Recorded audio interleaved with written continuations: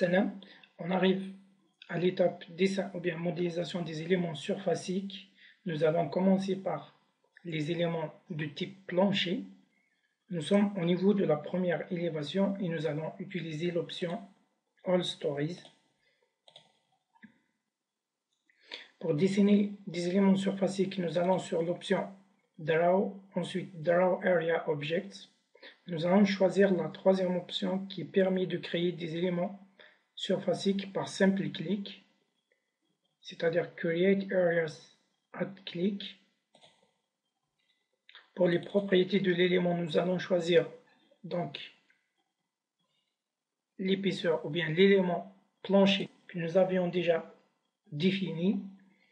Ensuite, nous allons créer des éléments planchers par simple clic à chaque fois. Vous allez voir que le signe indiquant le sens des poutrelles est perpendiculaire aux poutres principales qui sont suivant l'axe Y, c'est-à-dire que les poutrelles seront dans le sens des poutres secondaires. Nous allons laisser des réservations afin de pouvoir dessiner ou bien modéliser les éléments de l'ascenseur et de l'escalier par la suite.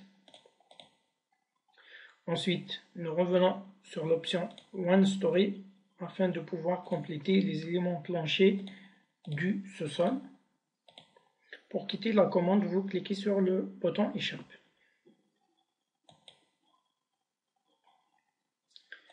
Vous pouvez effectuer une vérification en 3D en allant sur le bouton des options de vue. Ensuite, vous cochez l'option Object Fill afin d'afficher l'intérieur des panneaux et vous pouvez décocher l'option Extrusion qui concerne les épaisseurs des éléments. Ainsi donc, sur la vue en 3D, vous allez voir que les planchers sont dessinés ou bien modélisés au niveau de tous les étages. Maintenant, nous allons supprimer les éléments qui sont au niveau de la base et dont nous n'aurons pas besoin.